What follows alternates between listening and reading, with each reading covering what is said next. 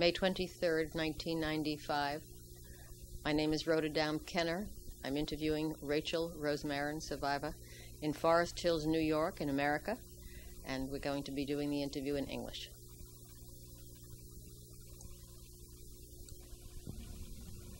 I'm Rhoda Kenner, and today is May 23rd, 1995. We are interviewing in Forest Hills, New York, in the United States of America, in English, survivor Rachel Lillian Rozmaryn.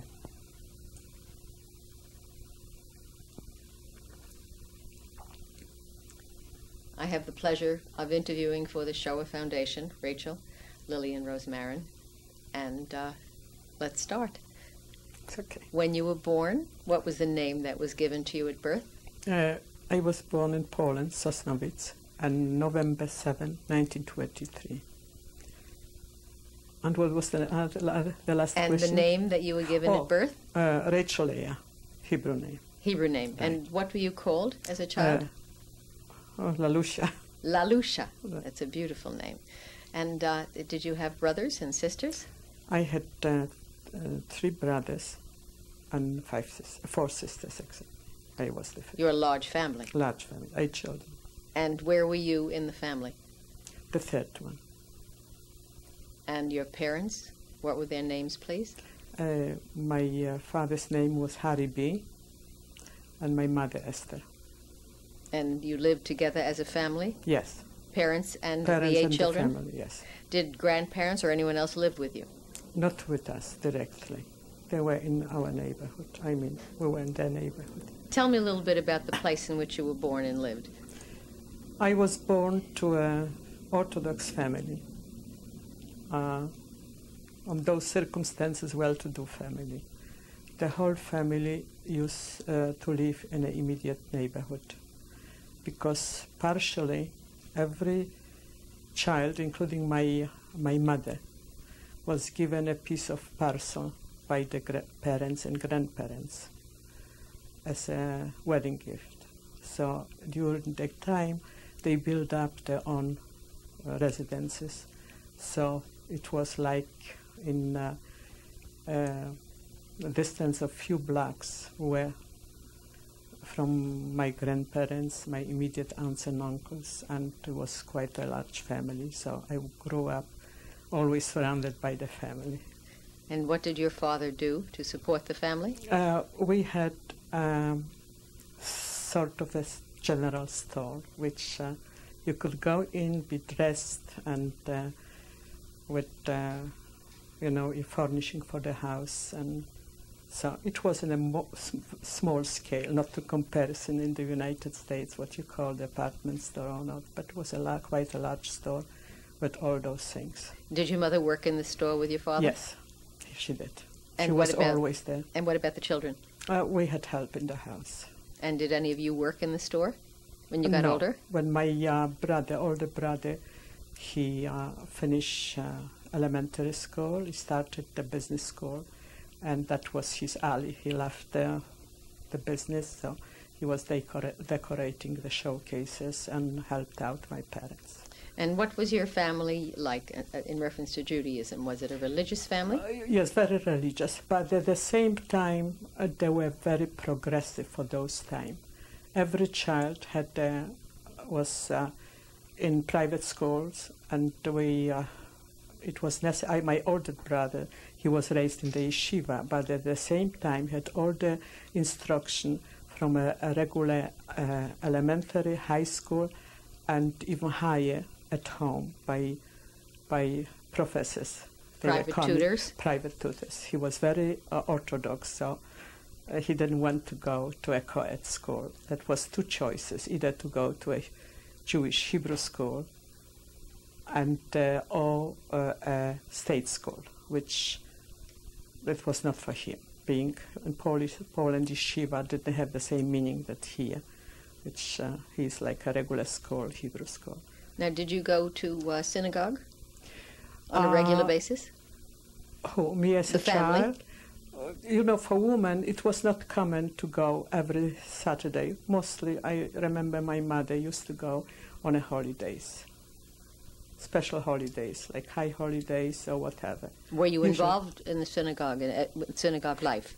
It was different type of synagogue. There was no, I don't remember this You because I just was a child at that time. I was taken, I went, but it's just high holidays. That's what I remember. Or Purim, that we have some.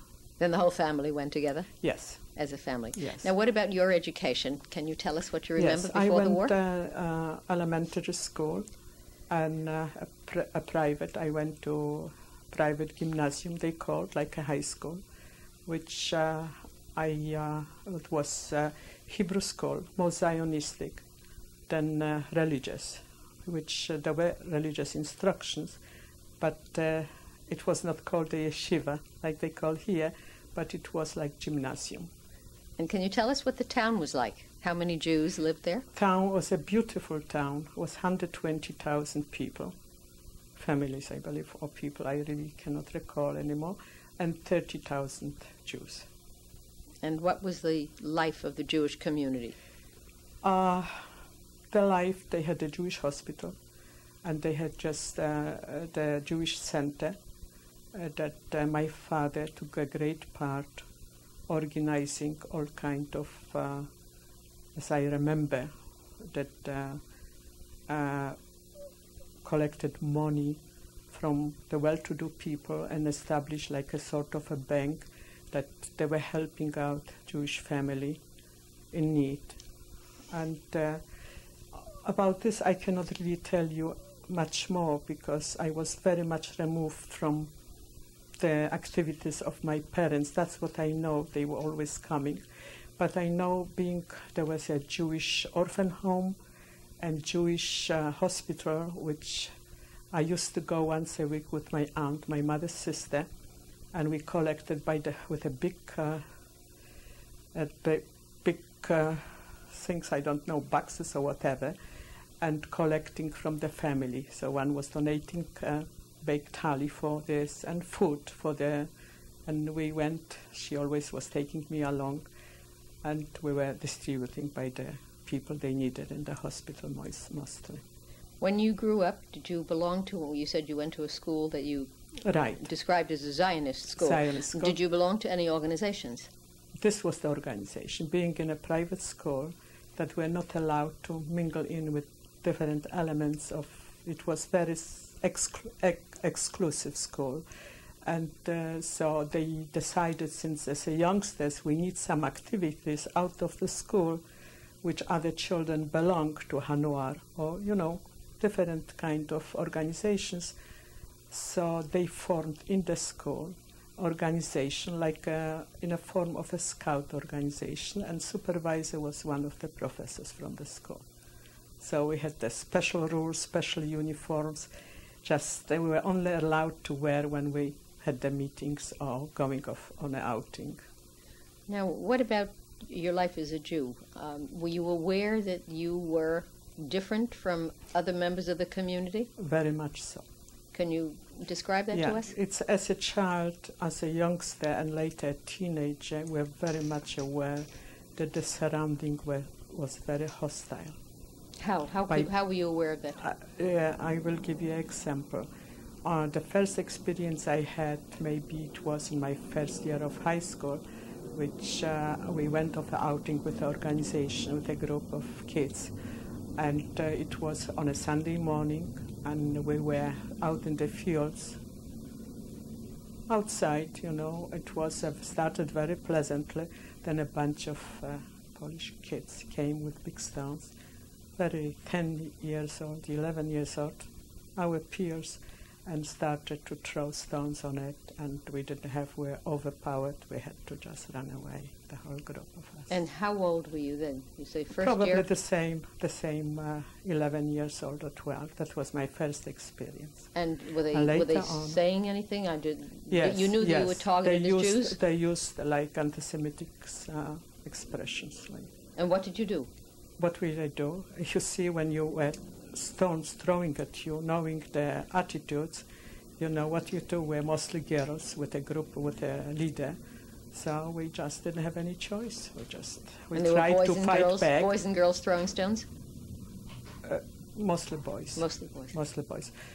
We tried to defend ourselves, and but we were not even in the reach of stones. And those years were not, taught to fight back, special girls, and we saw and we knew from our parents that the neighbors or this, they are very hostile. But So you knew that. I knew this, yes. We grew up with this feeling, right? And did you report it to anyone? I am sure the school took steps towards this. They did it, but there was not somebody who caught them because they were throwing stone and ran away. And they said, if you don't go away from here, we come back with bats or whatever. And So you didn't go back? Not at this point, but later on, probably it was reported by a teacher or whatever. All right, now, were there other incidents that you can remember before the sure. war? Yes, very vividly what I know, that was shortly before the war.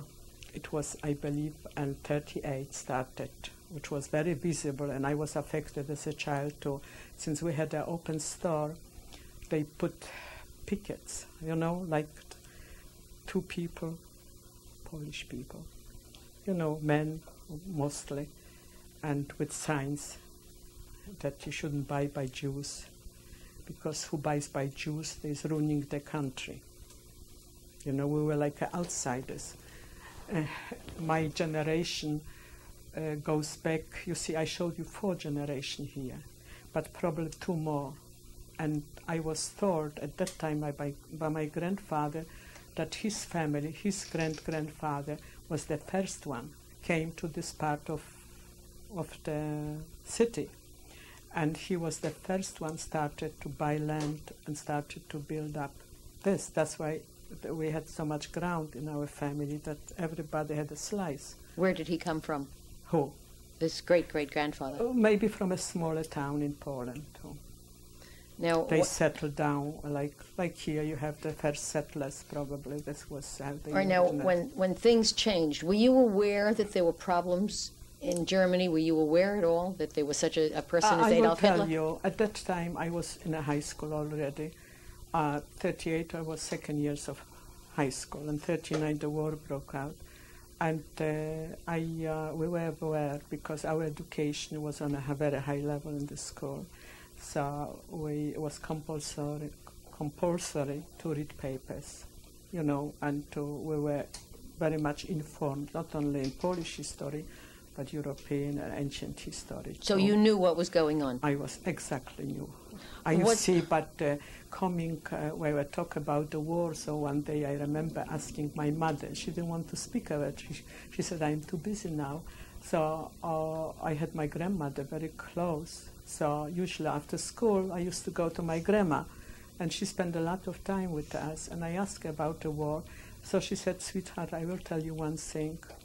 This war was not that bad with the Russian because we were actually not very much affected. It was we could hear the guns, the shots, the gunshots or whatever, but it was at home was life close to normal. The business went. It was fight in the fields by the soldiers. That's what she was told me, maybe not to scare me. That's what I heard. So to me, war was not such a big deal, I said. So when they started in 1938 to talk about the war, I had a very mixed feeling because I heard about the Kristallnacht in Germany. We were very close to the German border, and we had some people being sent out from Germany, Polish Polish citizens. They came over and they were telling stories, and we started to feel that Polish people were very influenced by the whole situation in Germany. We were very close, maybe by to German border. It was Schlesien, which was like with a car maybe 10 minutes away, 15 minutes away. We were the first one to feel the German boots. Was there any talk in your family? You said that you were very comfortable. Yes. Was there any talk about leaving Poland because you had the wherewithal to go at that time? I will tell you what. There was no way for us to go. We're such a tight-knit family that I could, as a children, you could not undertake anything. As parents, having parents and brothers and sisters, the whole family, you know, it was not for us to think about, to leave everything. We didn't realize what's in front of us. Even so, at that time, it was not like today. You have open borders that you can just pick up yourself and go. First of all, you needed a permit, exit permit from the country that you live in. But you didn't feel any compulsion, or your family didn't, to go? The only thing I could tell you, since I was brought up in the Zionistic school, I remember in 1938, we had a lot of land, and my father, and there was a limit. We had to build something. So one day he came. He said, I'm going to build an apartment house. We have to use the land. So, and they made. It was a custom when you put the groundstone, the whole family, you make a party. You know, it was very much everything in the family. So my father told me, I hope I will see you. Don't go get off somewhere with your meetings or whatever. 3 o'clock afternoon, I want to see you. We have the party. I said to him at that time, probably the fear was already built in me. I said, please, Daddy, don't count on me, because I don't approve you building here in Poland. If you want to build, take the money, go to Israel, and take the family to Israel. How old were you? Exactly 38. I was 15 years old. And you felt that way then? Yes. And what was his response to you? I was not 15 yet. I was 14 and a half. What was his response to you? He looked at me, and I said, what you mean? We have everybody. You have your grandparents, aunts and uncle. Where would I go? Why should I go? I have my business here. I have everything here. And Israel at that time was Palestine. It was not a Jewish state. It was under English, and you always heard. I had an uncle that went in 24, and he came. He told us horror stories about the Arabs and the Jews. The fights were going on. So, but I was a young child, you know, brought in with a certain direction, and I couldn't hear, and I vanished. I never attended. You didn't go to the party? No.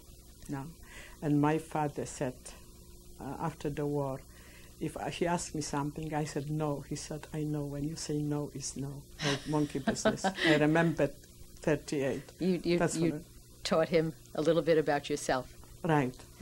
And he respected me for it. He said, I wish I could listen to you. That was unusual in those days for a parent to react to a child that way.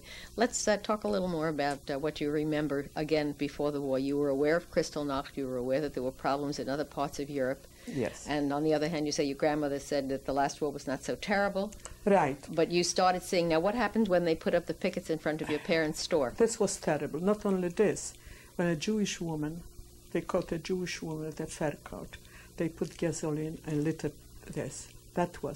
It was already in the beginning, the war broke out beginning of September, and this was already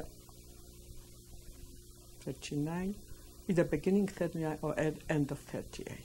That was going on, terrible things, similar to what Germany did to the Jews. But before that time, you didn't have pogroms. There were no real problems between the... Not in our town. No. It's called at that time one of the biggest town, which in comparison to my husband, which was 90% a Jewish town, even with a Jewish mayor, which was 90, I understand 90. He mentioned to me 1,000 people. We had 120.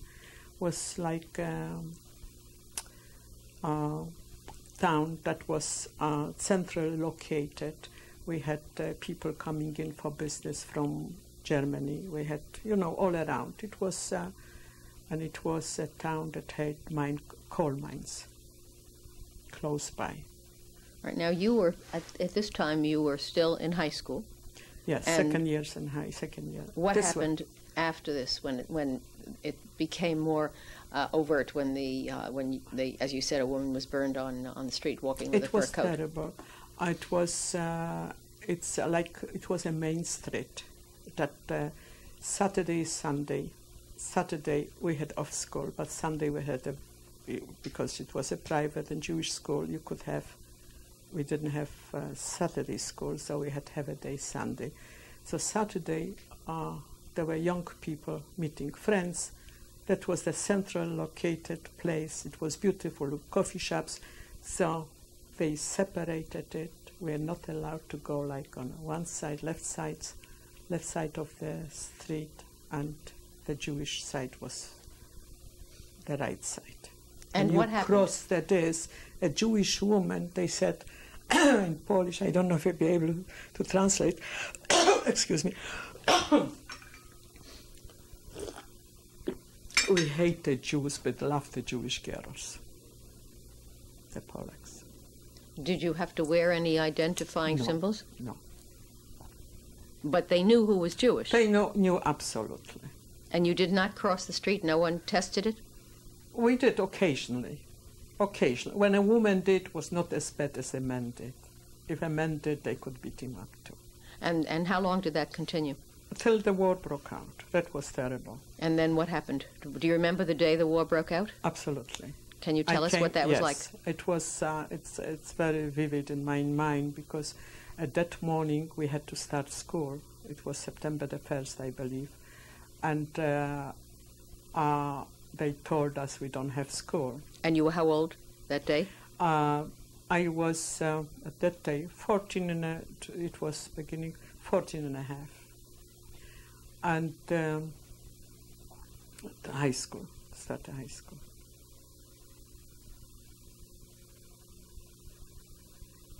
And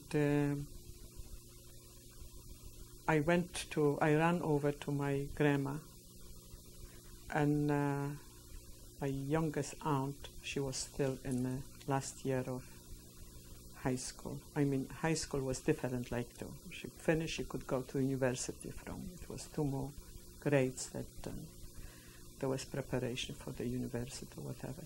So she was the last year. And I knew from her, I very, very close contact. She was closer with the age to me.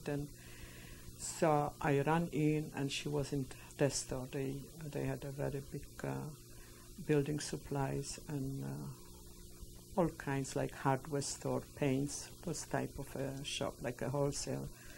And so she was there, standing with a newspaper and reading. The war broke out. Germany declared the war to Poland. And I said to her, "Oh, what's going to happen now? I am happy I don't have school. We don't have to start right." I didn't realize that that's the end of it. You see, I thought maybe not now, maybe tomorrow or the day after. But she said to me, "Oh, you're such a child, you don't know everything." That's what she told me. Being in 50 and a half, when I see my grandchildren, and I try always to compare myself certain age when I was with their age growing up, how much more, I wouldn't say they're more aware what's going on, but with children were more mature, being that we were brought up with little different values. I don't want to compare it with my grandchildren, but today's generation, probably. We were looking up very much to parents, to grandparents, and very obedient. All right, but now when you ran to your grandmother's house and you spoke to your aunt, and she then told what? me, and she said to me, "It's just something terrible is happening," and she started to cry. She was at that time probably 18 or 19, the most. But this age they finished their complete education. That was already high education, and she was supposed to go to a different city. That's the only university she could go. It was because she was a Jew? Yes. She couldn't choose, and if she would choose a profession to be a dentist, or which a lot of women were at that time in Poland, or a doctor or engineer, like women are allowed to do things. so she couldn't study. She has to leave the country and go to abroad. What else do you remember from that day? From one day, there was a great sorrow. Whenever I saw, from my immediate family, everybody was very sad, and we didn't know. We knew, parents knew already what's going on in Germany with the Jews since Hitler came to power. What did they know? What did they know? The same. There were radios, which they listened. We all spoke. Being close to Germany, we all had the language. And, by 15, you don't have the world's concern upon you. You see, I was interested to meet my friends, to go and to have a little good time. Right, but your life changed because you couldn't go to school. No, at that time the school was over. And what it started, it didn't take long. I cannot recall how long, few days, a week, or 10 days.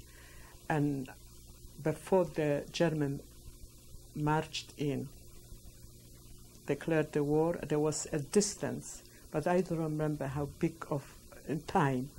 Either it was a week, or 10 days, or 2 weeks. So what we did one night, my father hired a Polish man with a big horse and wagon and loaded the family, and we were on the run.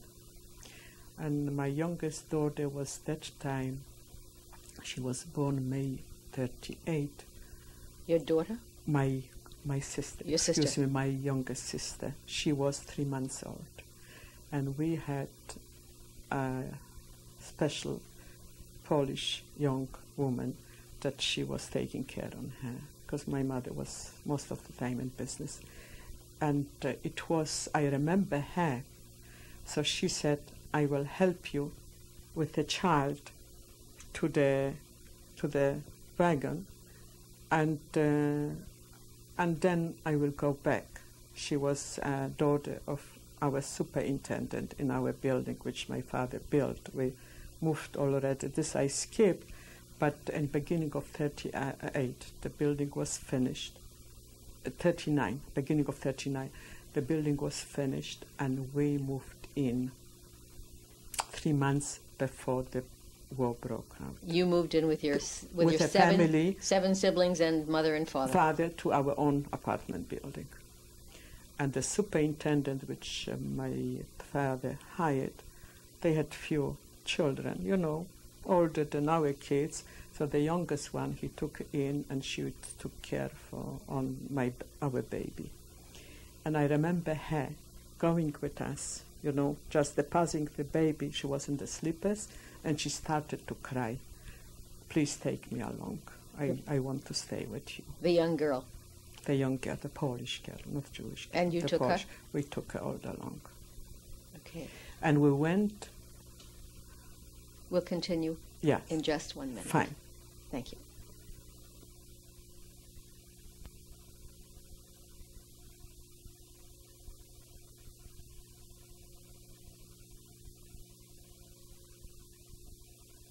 Third, 1995.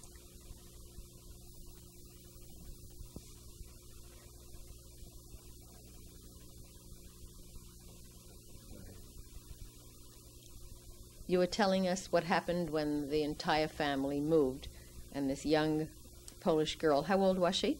She was probably at that time maybe 19 or 20. And she was taking care of your baby sister? My baby sister, she was 3 months old. And where did your father move you to? We went, I don't know, he gave this man that he was going with, how you call it, horses. Directing the horses. And he had an aunt and a village. It was, the man or your father? My father. And he took us to a place which was Wolbrom. That's the village. And we came during the night, and we didn't reach the place. So it got dark at that time.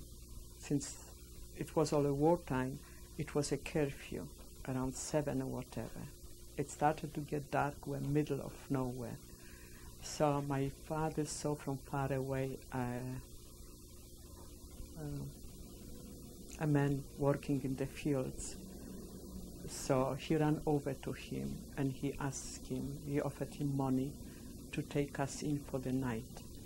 He was living in a country house, not a house like this, a hut or whatever. So since we're a big family, he said, I have a problem. I don't have that much room. If you will sleep all in one room. He said, we don't need comfort now. We are on the run before the German reaching our town. And so he put straw in one full room. It was like a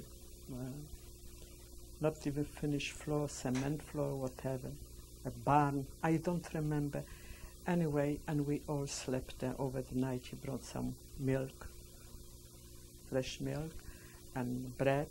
And my father, I know, gave him money. But he was a very decent, I have to say, very decent person. Now, he was a Polish man, farmer. Now, what did you take with you? You were in a Nothing. wagon? Nothing. Just money, because your father paid My him father, money. I don't know what he took. He had money with him. But you carried no furniture, no paintings, no clothes, How nothing. can you go a family with 8 children Just and 2 with the clothes on your back? clothes on our back with the 2 bundles maybe for the baby, something? But we were all a little bigger already. The baby was 3 months. My mother was nursing her, diapers or whatever. I don't know. It was such a hurry we left. You So locked we the left store, everything. locked the house, Locked the house, everything. and the just apartment took off. took off. And We slept over the night, and the following day we reached the place of the family, the aunt of mine. which was where? I never saw her in my life. Where was this? And it was I would say in miles, maybe 30 miles away, maybe so. It couldn't be a very Do you remember the name of the town? Wolbrom, yes. That's when my side of my husband's family comes from.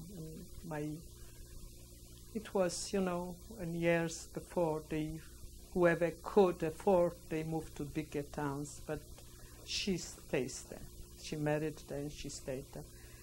She saw us, she knew what's going on. She was very hospitable. We stayed a day in this, and then finally we found out that the German marched into the city, to our city.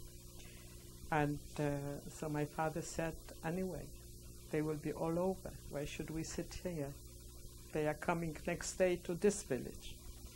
So instead of sitting there being in this condition, he decided, so he went and hired another guy there.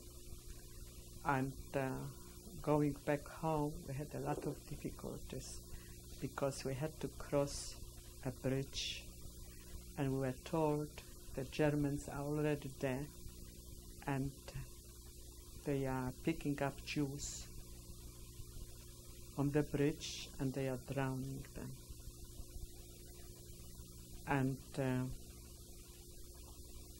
so Did you find this hard to believe? You see, at that time, I was not the doer. I didn't have a voice by anybody. I was not told what's happening. My father took the direction, and he made the arrangements. And then he hired one person, I remember, a tall fellow, Polish one, on a bicycle. He should go ahead of us, and he should look around or find the way, back ways, how to. Finally, I don't know how long it took us, maybe the full day, we got back home. And back to the house, and back, so we felt safe again. You know, as a children, I cannot say how my parents felt. I didn't discuss with them because I know they were very worried. Well, there were so and many we of were you. listening and following whatever they said, but we are very scared. I remember being very scared. On top of everything, the first night, which I remember vividly, that we came back home, suddenly we heard like an explosion. And looking out, it was middle of the night, I saw a big flame. We had a terrace to go out from our room and look out. I said, something is burning. and I didn't realize it was the synagogue. We had like 2 blocks away the synagogue for the neighborhood. It was in flames. I don't know who did it, the Polacks or the Germans. I think they were there. Maybe they had planted some German people before they marched in or whatever, collaborators, something. That was the first thing what I remember. And you remember that was your synagogue? Yeah, absolutely. And the name of it? There was no name. The synagogue was named by the name of the rabbi. And the rabbi, do you remember the rabbi's name? No. I would have asked. My husband knows all the story. You know what? He was more in it. I was not. I was taken to the synagogue. I went. So you saw the flames from your window? Absolutely. Absolutely. It was like 2 blocks away from us. And the next morning? It was ashes. And what did you do? That was, we started to feel the German presence. How? Firstly, no school. We were afraid to go out to the street. And what they called a Jew, a religious Jew, Orthodox Jew with a beard, either they pulled the hair out or they took the scissors cut off or whatever, you know. It was terrible to walk around. Then they make the food rations right away. And what else? Had you prepared anything in advance, knowing that this could happen? No.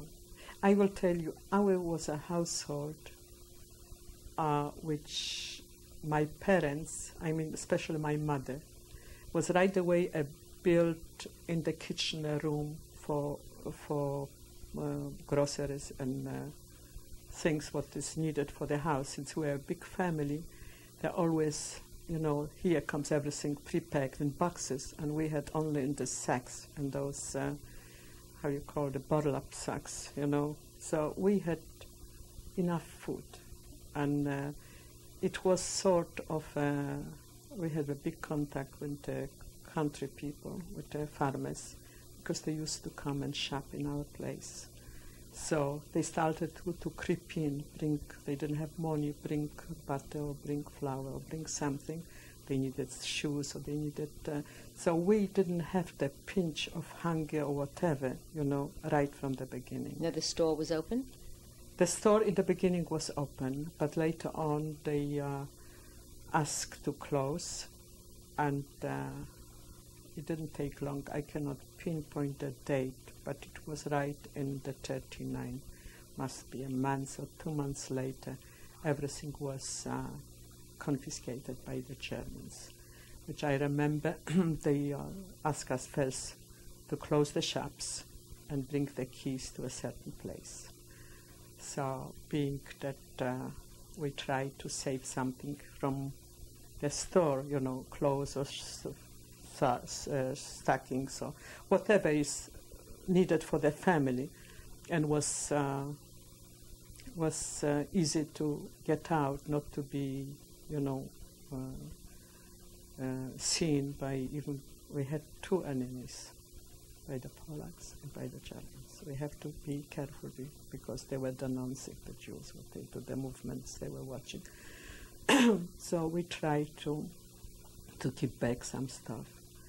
So after they cleaned up the stores, what they did, to certain they want to keep them open, so they put German collaborator or German citizen came from Silesia or somebody who they were useful to them, gave them the stores away. And we did, they realized maybe that people, they own the store, they might put away or hidden something. The ones middle of the night, we had a knock on the door, you know, the bell was ringing. 2 German soldiers came in and started to go and look, you know, just threw everything out, opened the closets, opened the drawers, everything was on, and they took some luggages or baskets, loaded, and truck was downstairs and cleaned it up. And they left? And they left. And there was one building, which was a tremendous, one of the biggest buildings in town. They established a police station, German police station. and they had rooms there. They had rooms and like storage rooms or whatever they collected from private homes. And with this, they took other valuables, if you have silver, like candlesticks, which is very traditional for a Jewish home, or anything, piece of silver or flatware or good piece of art. Everything went with it. That was the beginning. So. What happened after that? After that, it was tough. How long did this last? This one, before something they else decided, changed. That the Jewish population, first of all, since we were living in the new building, was apartment building, there were 24 families. Do you remember the address? Sure. At that time was Stara, which means old street, Stara, number 4. Sure, I remember very vividly. We own the house till today. And it was a brand new house, very modern. When I came to this country, they asked me if you know what white tiles are or whatever, or floors, tile floors. We had all this, we had heating, water, and bathrooms in the house. So,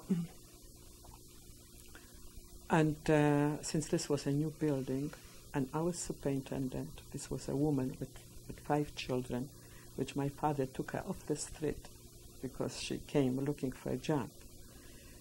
She was the first one, so they sent everybody, all the people. They moved in, and they moved in the beginning of the war. Mostly we had in the building people. There were some Jewish people from German-occupied Germany, Polish citizens, or people whatever. They put to the border, and they let them walk. So my father went to the border, and when he saw a family with children, he took them. We took them to the building, gave them an apartment. That was occupied only by those people. And so then one day he got a notice from the police central. That's the police, the building came German, with a notice that all the tenants have to move. And they allowed us to stay. We were the only Jewish family to stay as a landlord. They wanted somebody should run the building, they didn't want just to, anyway. So we had a permit to stay. But this may be stupid stories, what I'm going, this superintendent, the woman, an older woman with those kids, the 5 that my father took off the street, she was a widow with the small, what she did, she took a pile of garbage, and they gave, when they sent out the Jewish families, they sent the Germans that they needed to run for administration or whatever. They gave them the best apartments in the newest building, because they deserved it. They worked hard for it. So the house was occupied by German families. And your family? And our family and the superintendent, the only Polish family, the Gentile family. So middle of the night, they were knocking out the windows, the glass, breaking the glass. They spilled water in front of the German apartments. And they put garbage on the hall. And they opened the door in the morning, they saw garbage there. So she was telling the Jews are doing it. The superintendent, that's what I want to bring you out. You see? And what happened? And my father started to complain, not to the Germans. At that time, he had a group of people, they were functioning. Still, I told you he was in the Jewish committee there in the beginning, before the war. His job was collecting money or whatever. And he just went to a friend, and it's a friend of my mother, actually, before they got married. And he was a father of a boy that I went to school with. So their family was in a very good standing. And he shared with him the experience. So he said to him, if you listen to me, pack up, and I will see that you get another apartment, move out, when not you will have problems. At that time they started to form the smaller ghetto. Whatever they pushed out the Jews, they pushed them, they like designated part of the city, a small part of the city, and they empty out whoever was there and pushed 2-3 families to one apartment. Now, did it include your apartment house? Our apartment was for Germans. How long did you stay in it? 3 months. And then?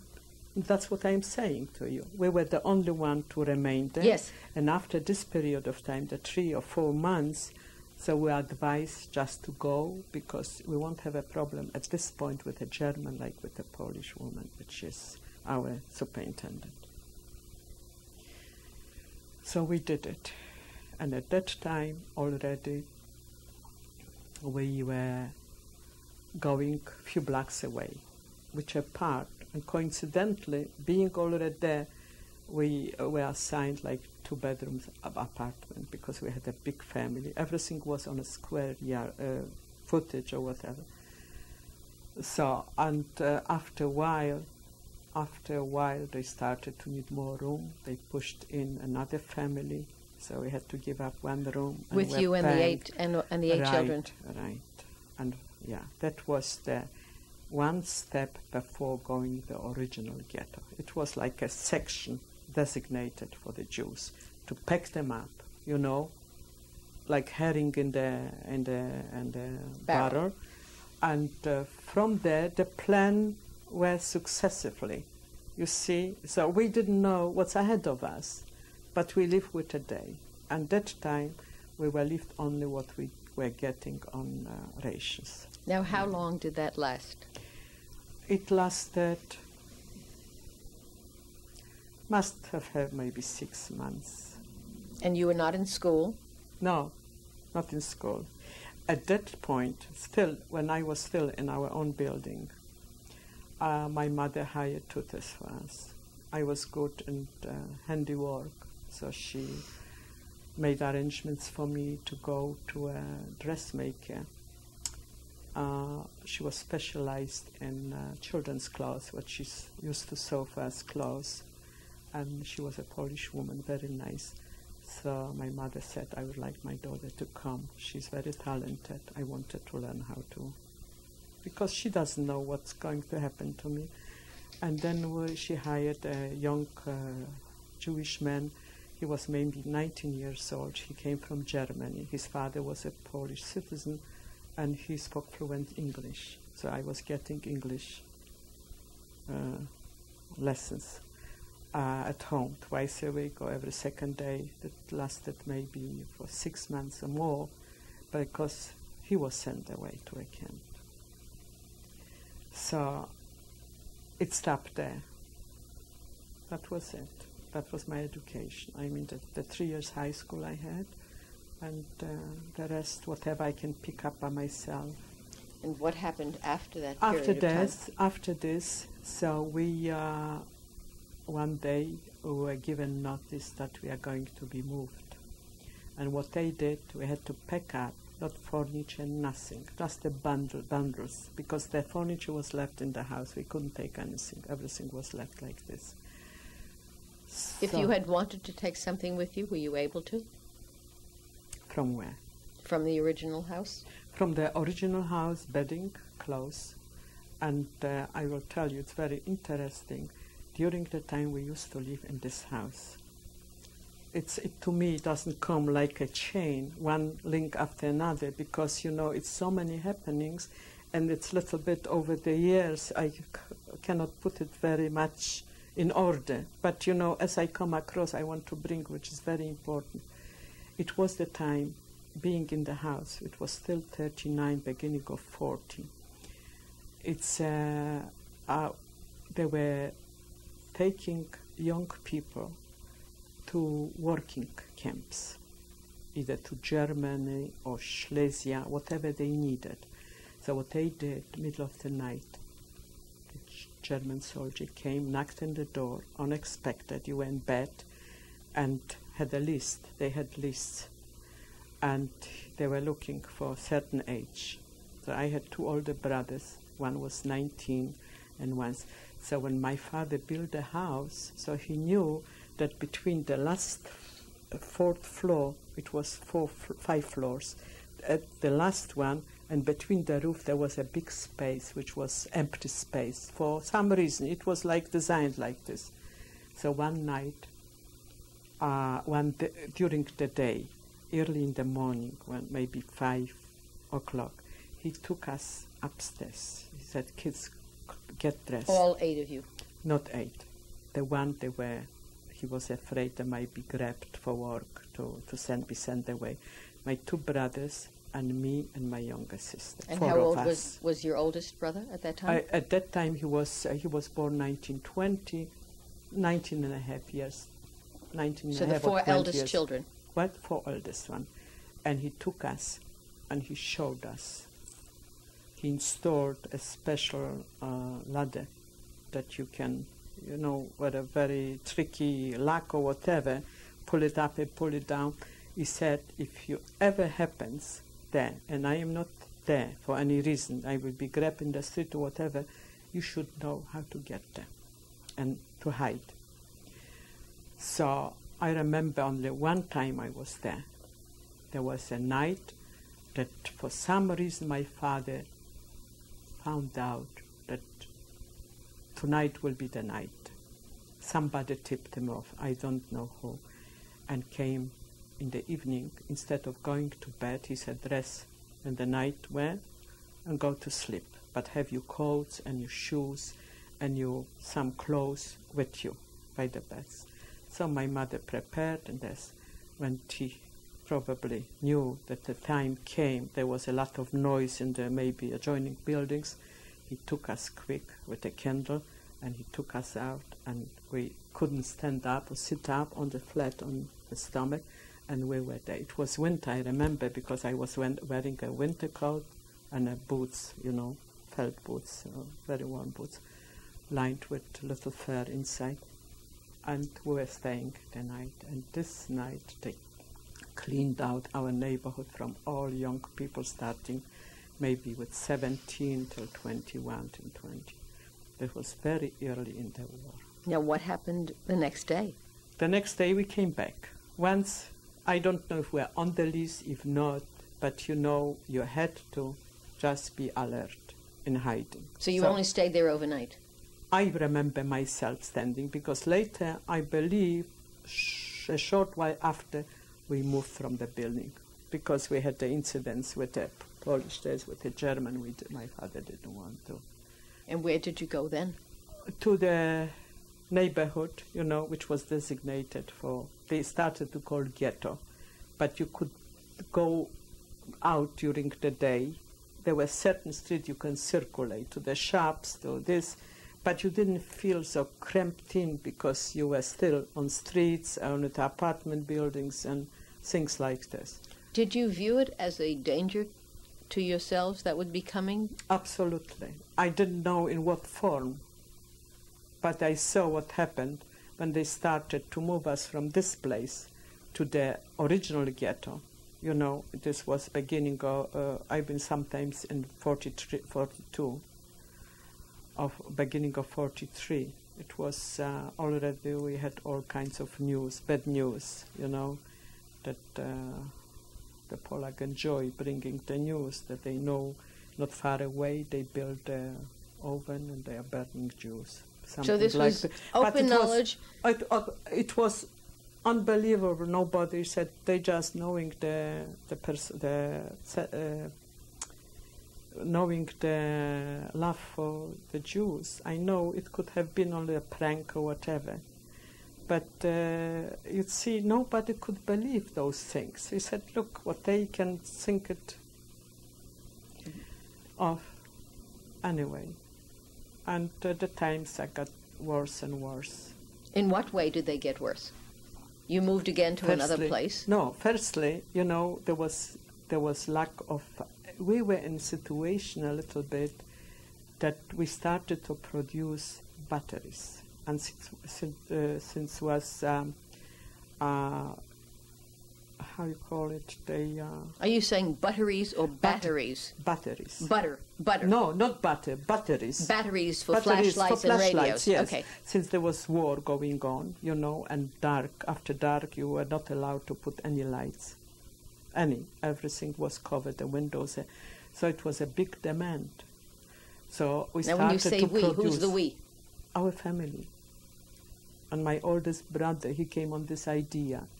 And he was very inventive, and he just started to work on it till he developed by himself in the house and kitchen pots. I remember like today he came, I had it. So he showed us how to do. And we children, the family, were night and day standing and working on it. That's how it started. And we started to sell in exchange for food. And later on, for some reason, we went to a place. My father rented a place, not to have it at home because it was very, with a big family, and came to a point that one German came. Somebody said that we are selling batteries. He came, and they sent in a German guy, not in uniform, and he said he's assigned to take over this place. And he went out and consolidated with another Jewish business, electrical fixtures or whatever, and he took a room and brought us all, the family there. And when they said they were taking over, what did that mean? They took it over. Did you work for them, or did you? We worked for them. But you continued making the batteries? Right, because they were short, And for how long did that? German, till we went to the ghetto, to the last step before the camp. There was last step from this neighborhood. He rented a place and established a firm. I told you over the phone, yes, which my father started to bring in young children from family members or from friends, starting with 10 years old till 17 or 18, and gave him working papers. They shouldn't be taken away to work in the camps. Okay. And then the German came. He said, he's screaming at my father, "What, you crazy? You have a kindergarten? What, you running a school here?" He said, "No, you can sit and saw how those children are working." And the production was beautiful. And they continued working for him? Yeah, we all my father and me, my family. Except that he was now in charge. He was in charge. He collected the money he was selling, and we were getting just the minimum, whatever at that time we could have, and maybe more stamps or whatever. I really don't know. But the arrangement was, firstly, was the concern about safety. My father wanted to keep safe the family, our children, and the other children. Okay. All right. We'll stop for 1 minute, fine. And then we'll continue. You got this.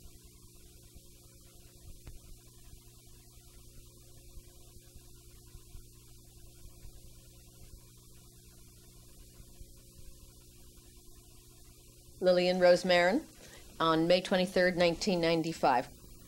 Now,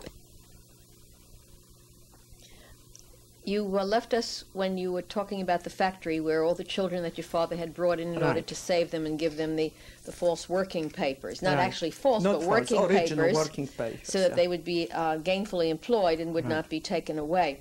And the German had come in and he was taking over, and you were working for him now. And now, how long did that last before you were moved, and then eventually to Auschwitz? I believe till beginning of 43. So this lasted for about how long altogether? About a year?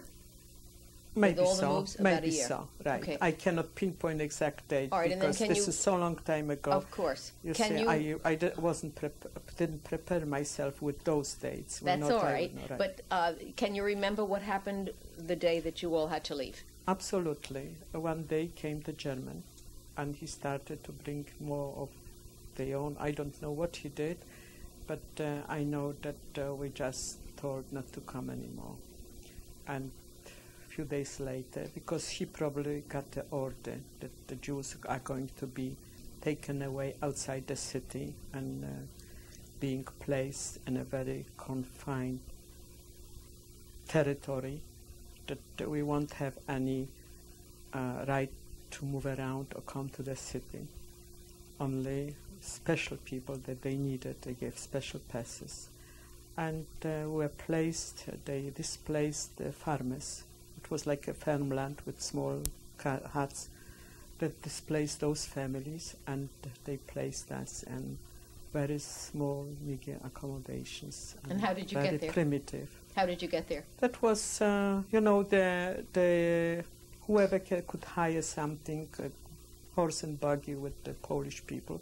There were no cars or trucks to move, but we couldn't take any furniture with us. And they had to leave. The farmers had to leave the furniture, leave everything, not everything, just to take whatever personal belongings. And we were moved in with for the family. We had to sleep in three, probably in a bed. I don't know. And how long did you stay there? Till August the 1st, 43, till we were and then sent to Auschwitz. How did you go to Auschwitz? How I go? It was, at that time I was engaged to my husband. Can you tell us very quickly a little bit about that? The engagement? Yes. It came about, it's very circumstantial. You see, it looks like I'm going to bragging about myself. I don't know. It was some guy that followed me, that knew my family, was after me, came to my father and said he likes me very much and he would like. It was in Poland in those years, it was mostly pre-arranged everything. And so my father said, she's so young, she didn't finish school, she's 17, it's war, it's a war. No, he was after he said, people are getting married, so he said, I think he's too young, but being that he spoke to my mother, so he said, decided to go to his father, which means to my grandfather, right? It's a very confusing. And it came to, next day he went to see my grandfather, and one of my husband's sisters said, why are you looking for strange guys? You have in a family such a nice, good-looking guy and an able guy. You see, where are you looking for? So my father was in a shock.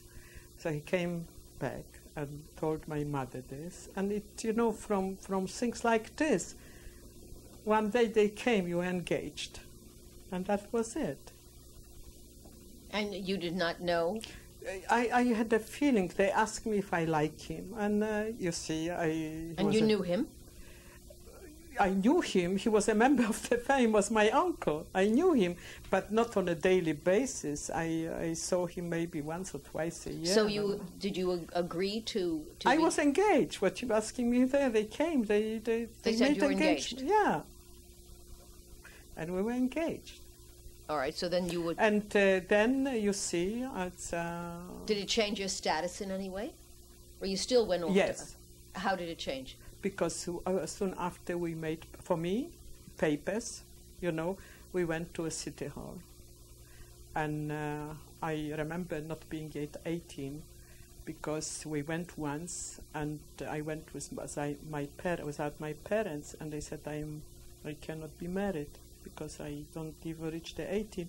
So I went out in front of this. I was waiting for somebody that knows me. So looking back to the marriage license, I saw one of the guy was my uncle, and the other one was a person, I don't know who this guy was. Somebody, he knew me probably. So you had a marriage license? I had a marriage license. But you did not get married? No, not by. I got married after the war. All right, so then you were... Yes, we were engaged and we fell in love. We loved each other very much, yes. And that time, all my friends just... they did not recognize my status because they thought I am crazy or whatever. I lost all my friends. Okay. Because, it's just a situation. I had already a guy, there were already teenagers hanging around, it just, and that I had a party in my there was in my house. I don't remember, but it was a party which my grandparents from both sides were there. And this was when you were living already?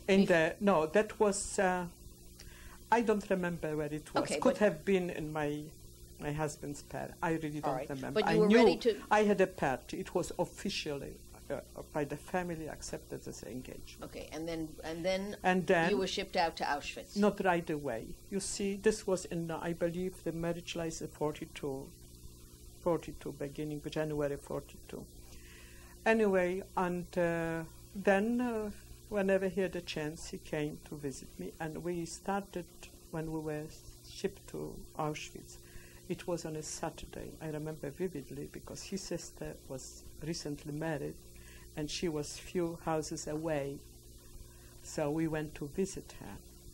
And at that time, when the Jewish family moved in, everybody tried, every family, to try to have a hiding place, like a bunker, you know.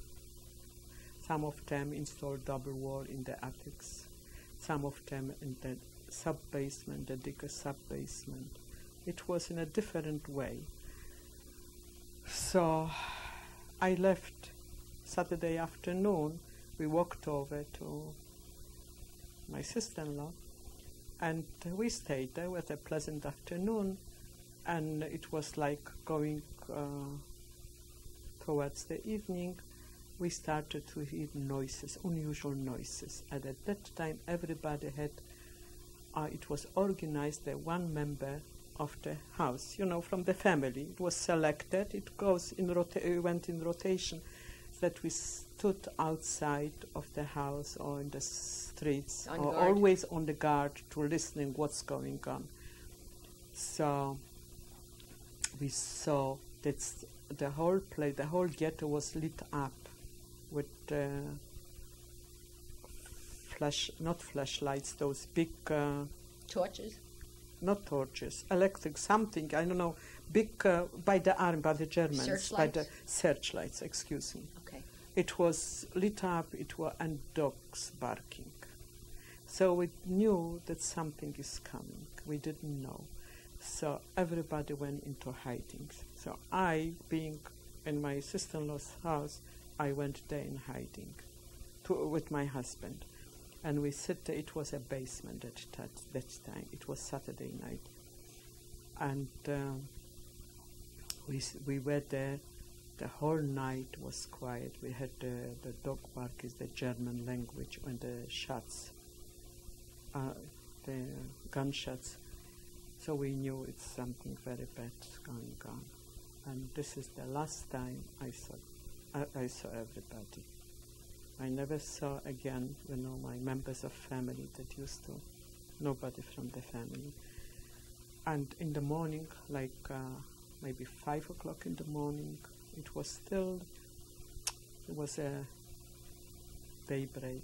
I don't know exactly to pinpoint, but it was very early in the morning. For the Germans, they were already instructed when they came house after house and knocking the door and prying open the doors, and couldn't find anybody. They knew the Jews are restricted. They cannot go out. They started to knock the walls. They started to knock the floors and looking for the hiding places. Finally, they found the entrance to our place, and they started to scream, "Raus, raus!" It means out, out. And certain of, part of people went out, and I was the last one because by nature, I never like to go the first one any place. I just wanted to see what's going on. But what they did, they lit up, put the papers with gasoline or clothes or piece of clothing or whatever, lit up and throw in like a torchlight. They threw it into the basement. Seeing a fire there, we didn't have any choice. So I remember me crawling out from the place, and I got with a rifle hit over the head or the back. I was in a shock. I didn't know. And my husband, and they took us, put us in the army trucks. The open with the plank on the, and were taken away, I believe, right to the trains. Were there other family members when you got to the train? Did you? I didn't see anybody from my So family. you were put onto a car? I was there with my sister-in-law and a brother-in-law. And your husband? And the younger sister was there too. She was staying with them. My husband's sister, the youngest your husband's one. sister? Yeah. All right, and so you were put on this car? On this car, all of us, the 5. That was the only 5 members of the family that I saw immediately. And how long were you in the car? They took us right away. You see, it's like sort of, I was in such a shock, but I know where it was beginning of the day. I believe few hours later we're on the train already. And what And the happened? cattle trains, What happened those when you like arrived? they locked it up. There were some people they tried to break open, so the German shut in, because they were the little openings, the windows with wire, with pieces of wood, Mesh? just or mesh, slats? iron slats, something like this. I don't remember. And so they were shooting through this. There were a few people who were shot in this car. And I was hysterical there. I didn't know. I thought I knew already where I'm going. At that point, I knew. You knew? I didn't know exactly to Auschwitz or to camp. You knew there was an Auschwitz? That time, I knew that it's Auschwitz, but we didn't hear about this immediately, from here and there. You didn't know what it was? I didn't know what it was, no. I thought we are being taken. I don't know where. I'm being taken away by the German, either to a factory or to camp someplace, to working camps, because I knew during months before they were grabbing the young people, sending to Germany for work. So I feel I don't know what it is. It didn't take long, we found out, because the trip was very short, since must be maybe normal ride would be maybe 2 hours or 3 hours by train.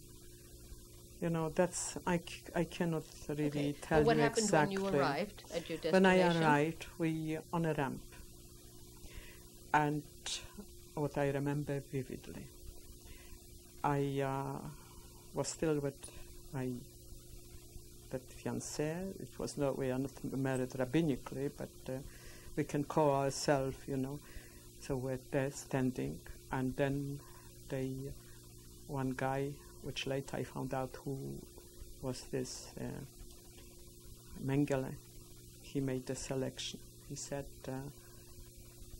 women separate to the left and men to the right. So we kissed ourselves, embraced, we embraced and kissed ourselves, and he was watching us, the guy. Mengele? Yes. I was the first one taken out from the group of women. There were a few thousand people that time taken. There was the first time that they started Judenrein. You know what is Judenrein? Clean of Jews. I was with the first transport being brought to Germany, to Auschwitz, on a mass expulsion. So before they had, grabbing here and there people, just taking away. But it was the last stage of the existence of Jews in our part of the country. So he called me out, put me on one side, and my husband went on this other side. And at that time selected 300 young women, and I believe 200 or 250 men, or vice versa. It was such a close to equal proportion. I don't remember exactly, but and we were put in a 5, to march, and were taken away, were marched into a camp. So that time I knew I am going to a camp. But seeing that women with children and older people and sick people were taken back on the army trucks, we knew that's no good. They are being taken away somewhere. What did you think? You know what? At that stage in life, I couldn't think they go. I couldn't visualize they go to ovens. They being killed by gassing and burning, Of course to not. be burned. You see, even if I heard someplace, I said those people are crazy. They don't know what to do, because when you lead a normal life, and it's incomprehensible. You cannot just live with a thought that a human being could be gassed, a child. And when such a shock still from being separated from the family, I felt maybe I shouldn't have gone. I had very regrets that I left. In the evening I had to have stay home. I would be with the family, and I didn't know that everybody was taken. So being there, so it was everything with such a speed down. We were taken to a barrack, and first we were shaved from the hair, undressed, completely undressed. We had to bring the clothes on one side, and then naked. We were brought to, the next step was there were women, inmates with razors or whatever. I don't know how they got my hair. I had beautiful long hair that time with the braids. And after a few minutes, and I was with the two girls, sisters of my husband, and one of them went with me, and the other one they sent over to the other side with a woman and children. And for some reason, she saw that being selected. What they did, it's when they saw a blonde woman, a Jewish woman, they wanted to get rid of her. Why? Because she didn't look Jewish.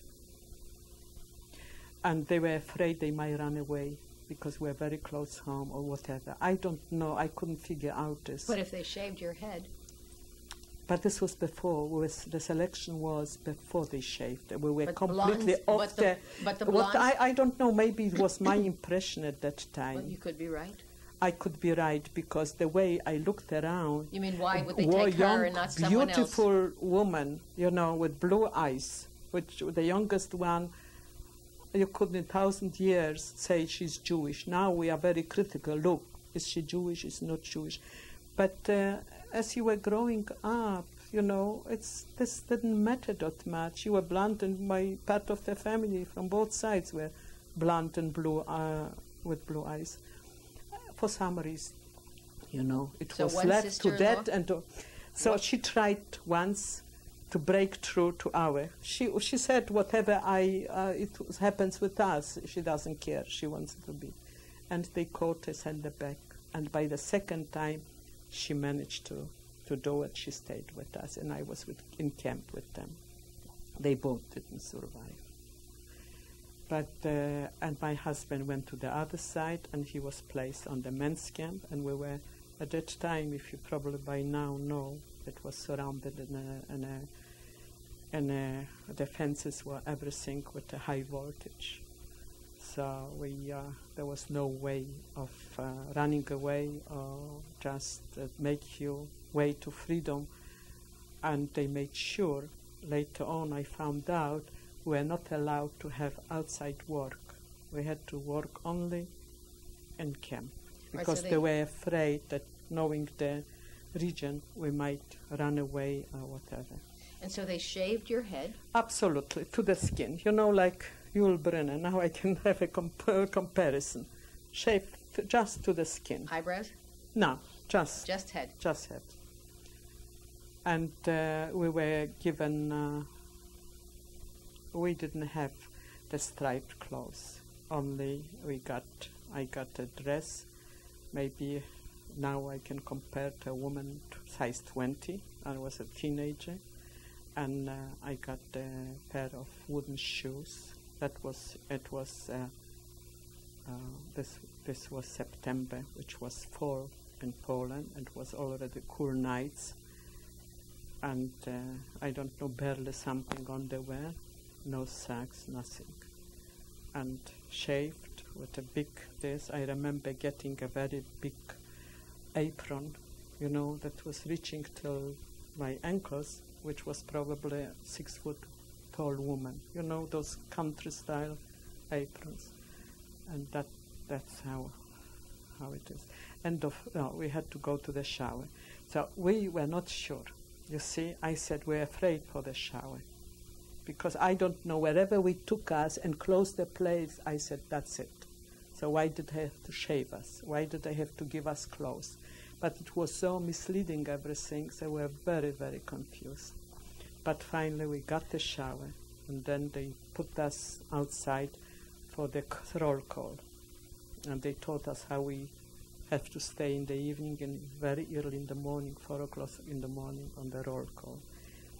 And then we're given the first night, which I didn't realize was the 24 hours portion of bread. It was 1/4 of 1 pound, I believe, bread for the 24 hours, with a cup of hot water, which was brewed with leaves, probably picked up by the kids, by the inmates in the field or whatever. It was not a tea, it was like a green water. And that was it. And that's for 4 weeks we stayed. We didn't do anything. Did you find your other family members? What I did 3 days later, since this was the first shipment, was Sunday. The Monday, whomever they collected, which were a few thousand people, nobody saw the camp. They went straight to the crematorium. Children, women, young, teenagers. I don't have to tell you, they cleaned up a town of Jews, of families. Everything went to the crematorium. On a Tuesday, my mother, they were still in the hiding, and they discovered them on a Tuesday.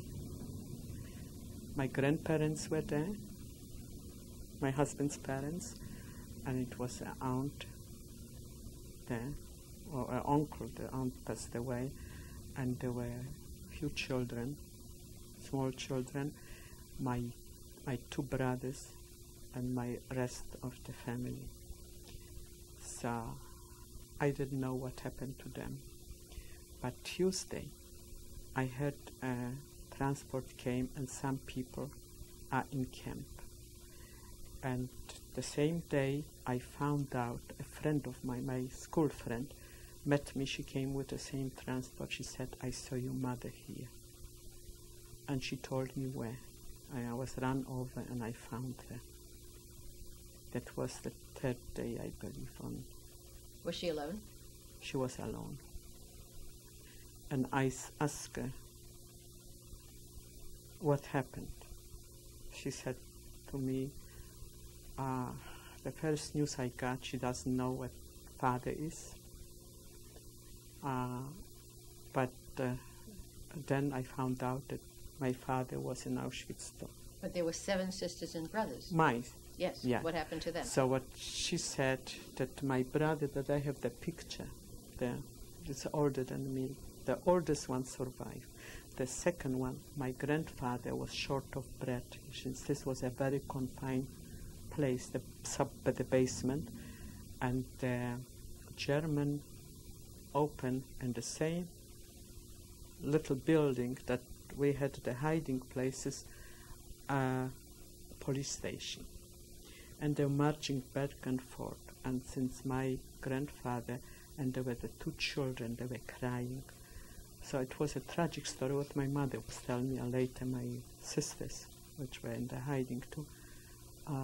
The parents covered the children with a pillow, and they choked because they said they didn't have, because they want to save. There were like 10 or 15 people in this hiding place. And then my grandfather started to be short of bread. So my brother, he was a very, very able and very courageous man. What he did, he removed one brick, and at night, and during the day, at night, he opened it to let little air in, and early in the morning to move it back. So by this movement, somebody spat. So they pushed the brick in, and they shut in, and my brother was shot at that time with a silencer. Killed. So what I found, I never touched the subject with my mother. I never asked her anymore, because when she told me she doesn't know what happened to him, she was such in shock, because she went with the smaller children. Everybody was taken away, the kids. And she was very tiny, a small woman, short, very short. And at that time, she was 40 years old. Being so short, they asked her how old she. She doesn't know how to. So she said 28. And she could, go past 20. She was maybe 4'8" or 5. She was smart. Very small. So I never asked anymore. She said, don't ask me, I don't know what happened. They took away the kids from me.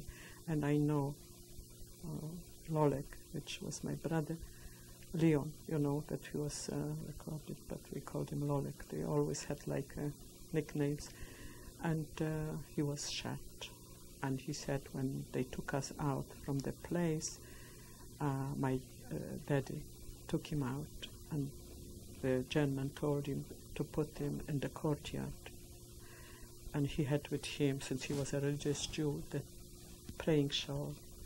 He wrapped him around. He thought that still he's alive. He tried to talk to him. And the German gave him a kick and took him away, my father. And he left him like this, wrapped in the corridor. That is the last. And that's what I know. I never brought my mother, even after the war. And I told my sisters, don't ever ask how the young children were taken away from her. So you do not know? No. So who survived? Who did you find in Auschwitz, finally? My mother's sister. The two the girls, the young women, my husband's, which were my aunts, they were there. And my mother's sister, which it so happened coincidentally I was in the same block with her. Assigned. I met her. But there. any of your siblings? Not in Auschwitz. Not in Auschwitz? No. Later I found out that my father was taken in Auschwitz. To Auschwitz he had a tattoo, but after 6 weeks my husband probably either met him or he found out, because it was tremendous big. So he might not even see them. I didn't come even, I don't remember if we discussed this. Of course. And after 6 weeks he was taken away from Auschwitz and brought to a different camp. Your father. Finish, yeah? Your father. Yeah. Okay. All right. We'll hold the story now. Absolutely. And we'll continue Yeah. in another minute. Would you like to have a break? Yes, a little we break? stop. Okay.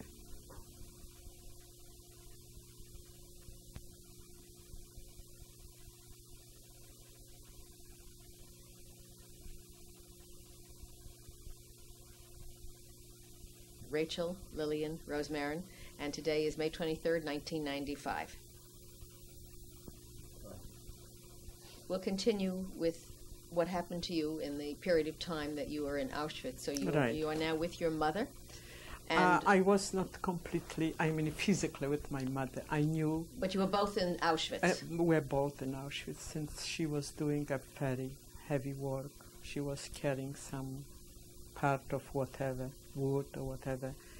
When I saw her I went to, at that time, I was trying to get her to be with me. What were you doing? I was in a sewing barrack, that we were repairing the stuff that they were taken away from the people by arrival, and they were cleaned or whatever, or repaired and shipped to Germany. Did you look in the lining? Did you encounter anything in lining? Any papers or any money? I didn't do this. There were very special barracks that had those clothes and the luggages, whatever, even rolled up wool, and balls. They were unwinding. It was everything done before came for fixing. When we got the raw product without, if there was ever something was taken away before it reached our place. And I was that time, I was a fighter. I went to my, the time block elders there, which was in charge of our barracks that was like housing 1,000 women. And I knew that she has a mother too, which she was a supervisor in the working place when I was there. She was from Czechoslovakia, Jewish woman, very fine woman, but her daughter was not such a fine woman. Everybody was scared of her. But knowing that I don't have anything to lose, I can only gain, so I went to her. What do you mean you had nothing to lose? By asking her to take my mother over. Because at the time that we arrived to Auschwitz, it was a customary. Whoever arrived, they put them in quarantine for 4 weeks. It was a separate camp, And after 4 weeks, they tried to bring us to the places that we can be useful. So I was put to the sewing barrack. And being there, I started to sew and repair the stuff.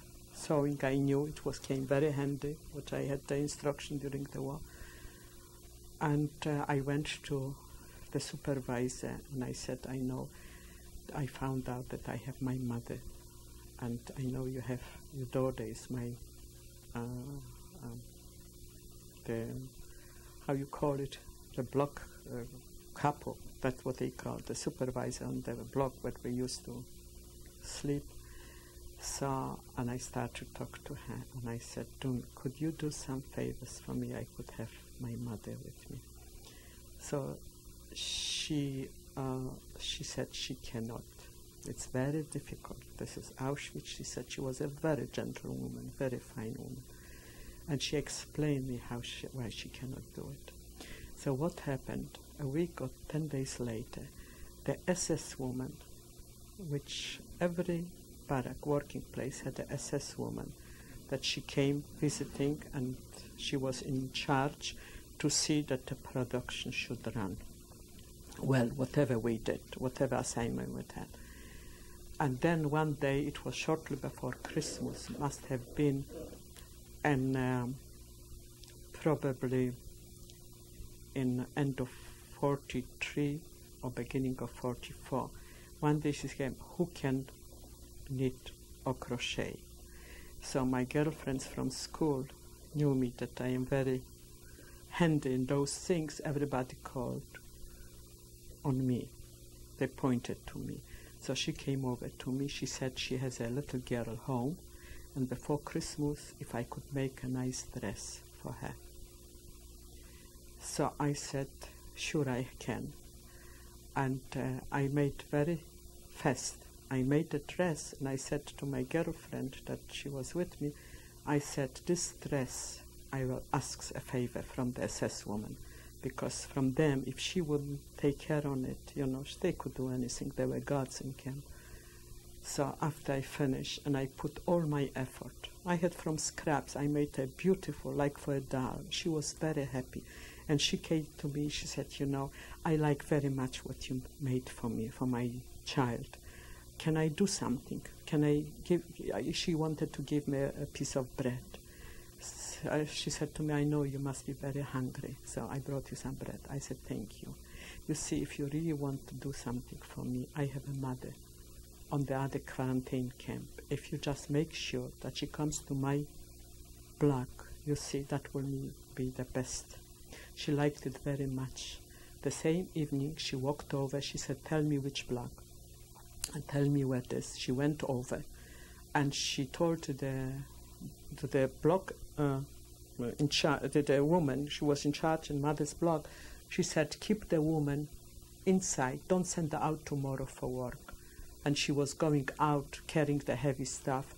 And my mother got scared. I didn't even have a chance to go after the roll call to tell her she should not be scared.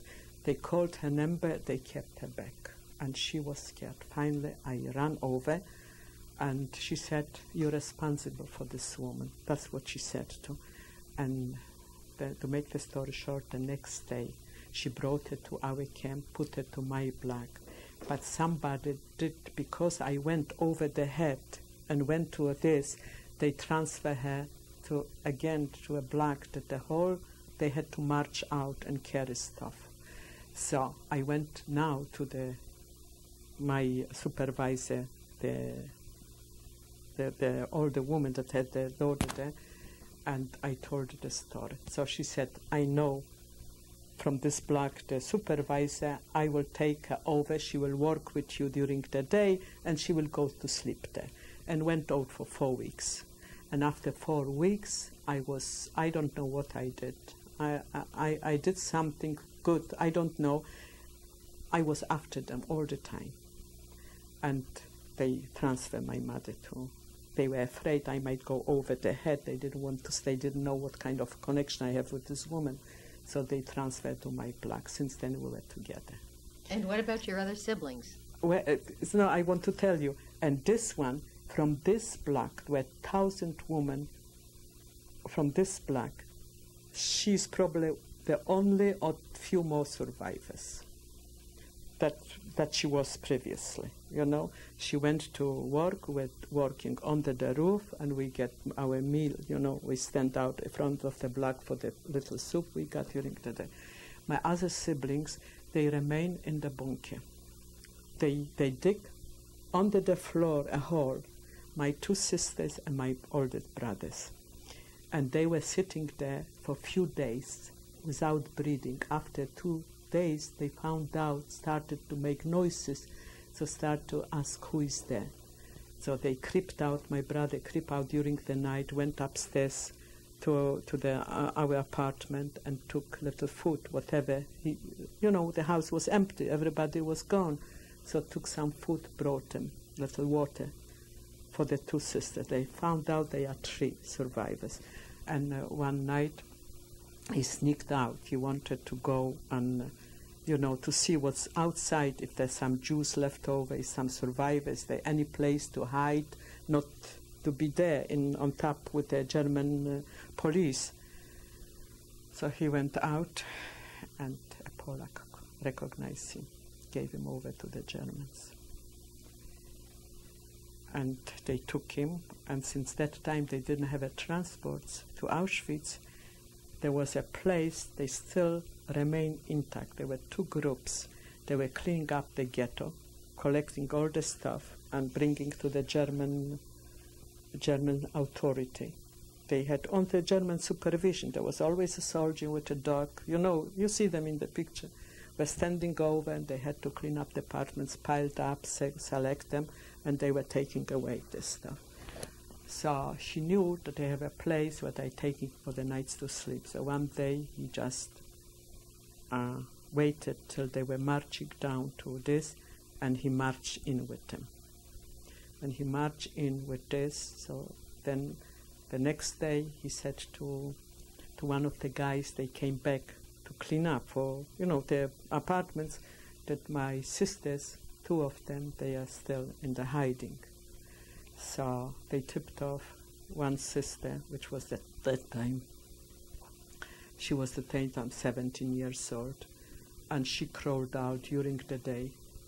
And since this was a lot surrounded with farmland, it was end of summer, they had the cutting the wheat, and so it was still untouched because they didn't have a chance to do it.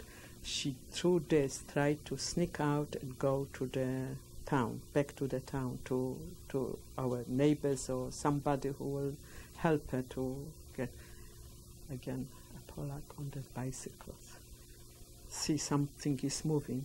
He grabbed her by the hair, pulled her out. She's short. She was very short. She's now 4'8", probably like my mother, very short. And she was scared and dirty from the... Anyway, the same story. Brought her to the police. And as she knew my brother is this place, after the police, she ran away, I think, and she marched in with the evening. My brother sent the news that they are marching in the evening, so she should join the march group, and they were not counted so much, you know, so she marched in with them. They were 2. The youngest one was 10 years old. She was left alone, and she didn't know what to do. Middle of the night, she went out. She started to go through the fields, and I don't know how she found the way. She went back when we used to have the factory, you know, with the batteries. And she went to the owner of the building. She knew our family. She came in, knocked her door. She was small. And so first, you know, she was in the basement, sleeping in the basements with coals, with cats, with mice.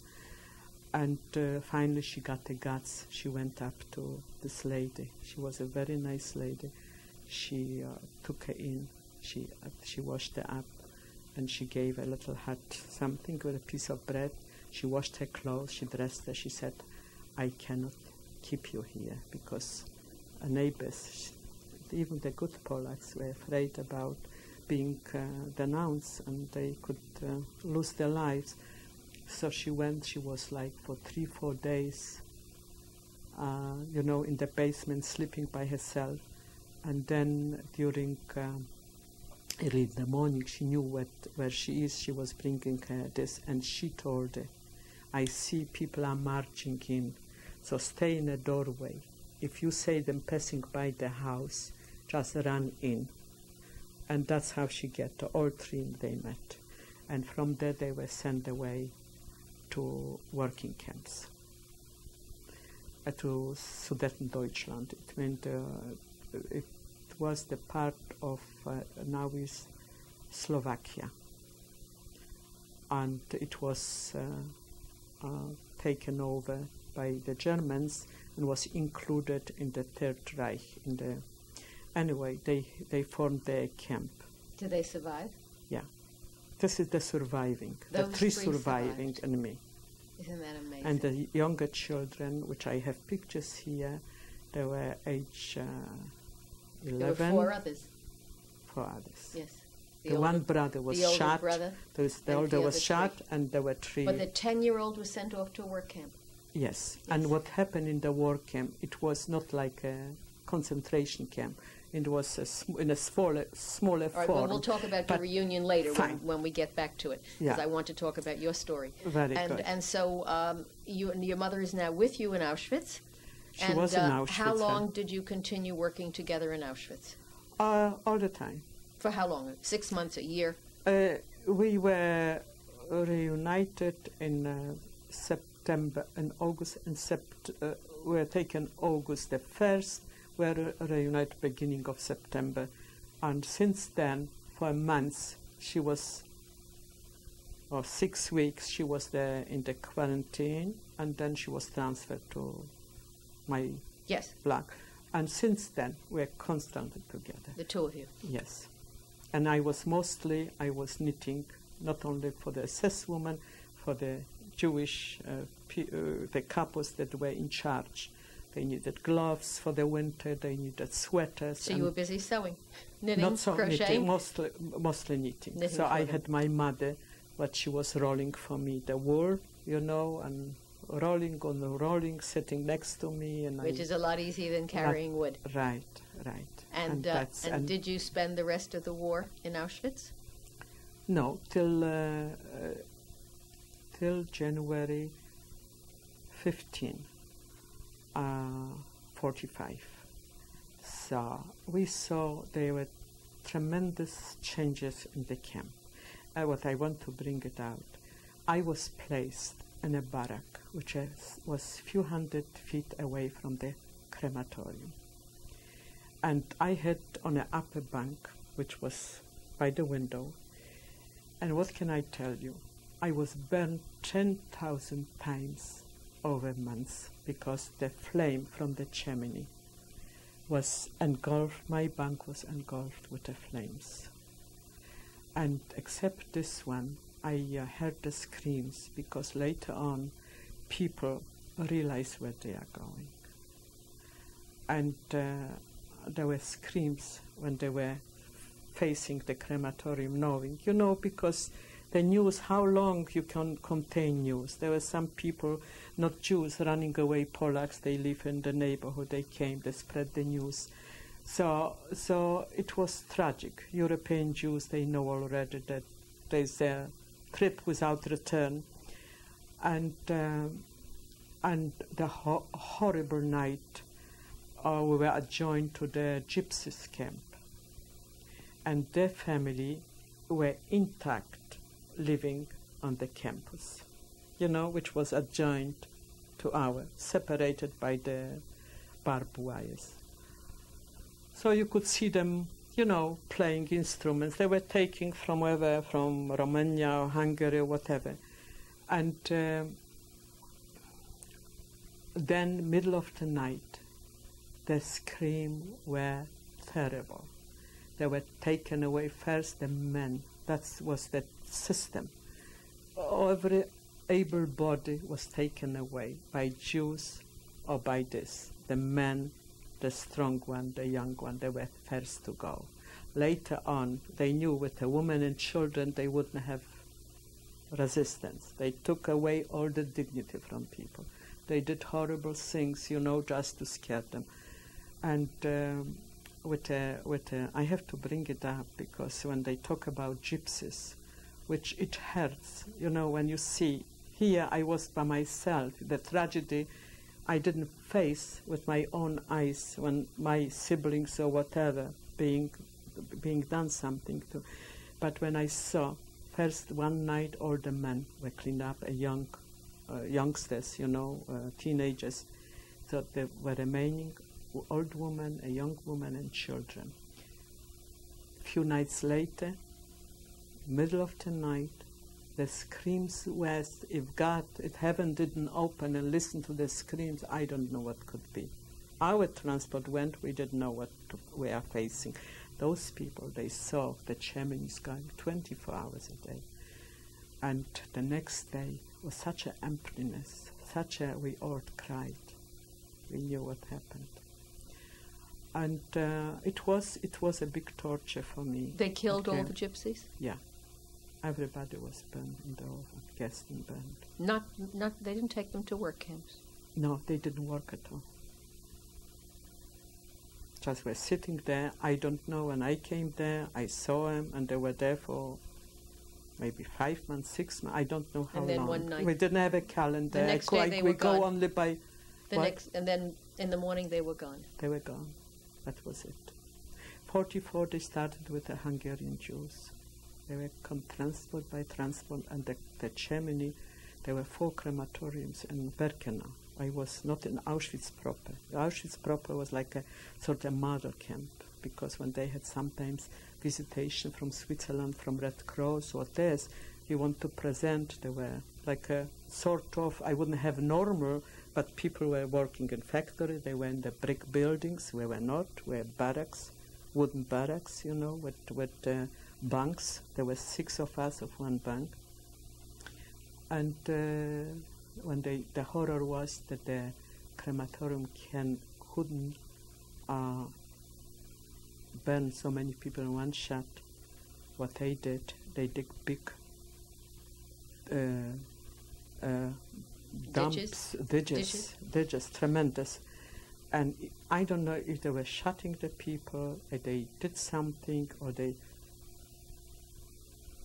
were. I saw that the smell of burning flesh, the stink was for weeks, not from the chimney so much, like from the open graves. I don't know if my husband brought it up, because I heard of this, and we knew at that time what they did, because they came thousands and thousands every day, by day and night, without stopping.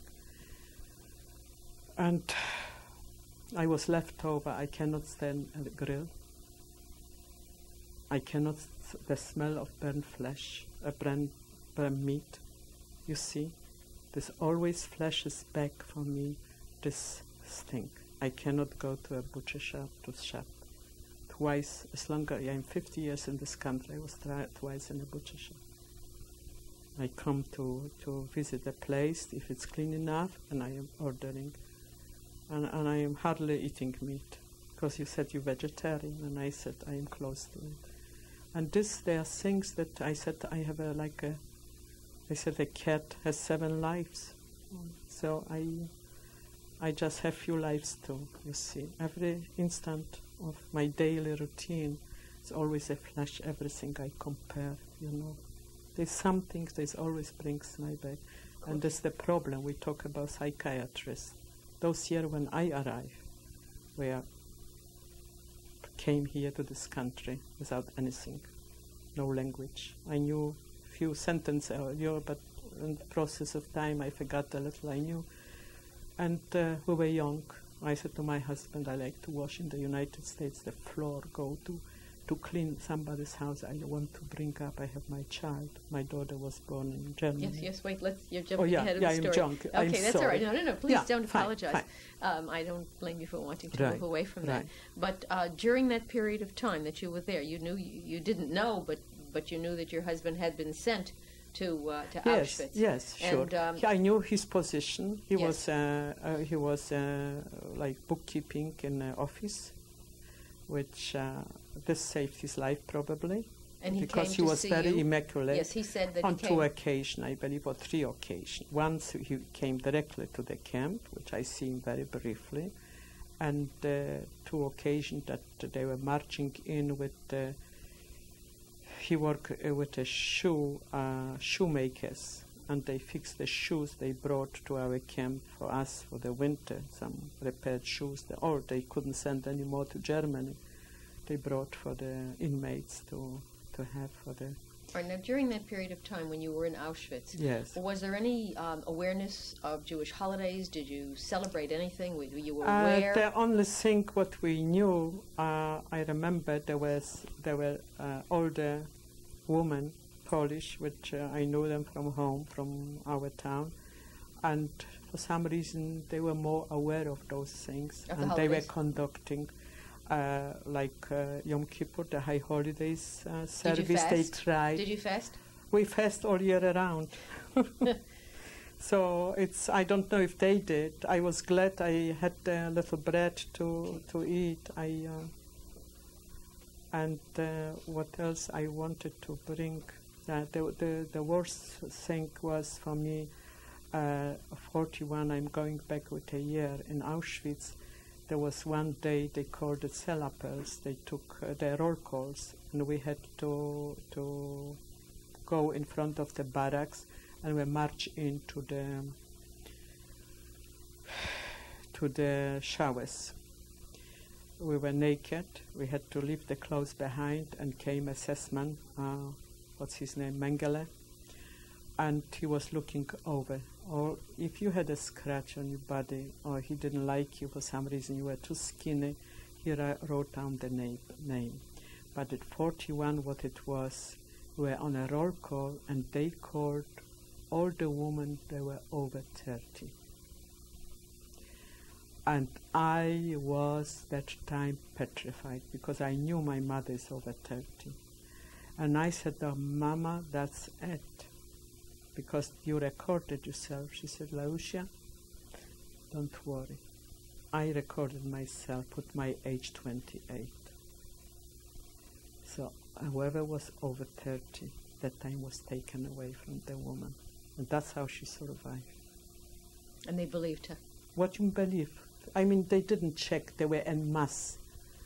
Were taken in such an amount of people. They didn't ask for your passports or for your identification. You had no hair. How could you have papers? No, identification. If we have to leave everything. Everything was taken away. They didn't bother. But you remember that day? That day I remember very vividly. And I remember another day that I was very sick with typhoid. After my mother was sick, and I was very sick. That time we come back to the prayer, and at that night I said to my mother, when I was on a roll call, I could hardly keep my up. I was burning up in temperature, and I couldn't eat. I didn't eat maybe for 10 days. I couldn't keep myself up. And I said, look, this fence is lit up with such a beautiful, it was a winter time, was beautiful light. Over there must be very warm and very nice. Let me go there. You know, if you came like there was a 10 feet close to this, the electricity pulled you in. Every morning when I was close to the fence, to the crema, I saw some burned up corpses hanging on the barbed wire. And my mother came, she saw that I am in high temperature. She was holding me in back of me like this, because I said, let me go, please let me go. I am so cold, I need the warmth of it. And you know, she pulled me through. On the critical night I told you, she was praying, she crying, you are leaving me behind, I don't have anybody, I lost all my children, are you the only one, I have you, and you want to go away too. And she was holding me like this and keeping me warm with her body. And I started to pray to God, God, please, don't let me die, just for my... And you survived? Yeah, and that was the critical night. The next day I started to feel better. Now what happened? You stayed in Auschwitz and then I stayed went in someplace Auschwitz. else? I stayed in Auschwitz, and when I came back to health a little better, they started to send me out for outside work at that time, and with my mother, and we're outside and empty somewhere outside the camp, and we had to take a very big stones, either roll them or carrying them from one point to another, like 100 feet away. And when we came to this point, we just, you know, when was the job finished, this pile was taken over to this side. They took us back to the point that we loaded the stones and back. So it was busy work. Just to finish off the people this way. And, you know, never the same amount people walked out. They came back the same amount. How long did you have to do that hard labor? It was a very short time, because... After that? After this, I had an incident. I couldn't work anymore, so I sat down in the place that we were working, and a young German, walked over to me, and he said to me, "Why don't you work?" I said, "Maybe you be kind enough and shoot me, because I cannot get up." So, okay, what's wrong with you? I said, I am very sick. Please shoot me. He looked at me, and he said, "How old are you?" So I said to him, 18 or whatever. He turned his back, he walked away from me. And after this, I couldn't go anymore outside for the work, so they kept me inside till I got over it, and I continue to struggle from day to day. Okay, we'll continue our story in just 1 minute.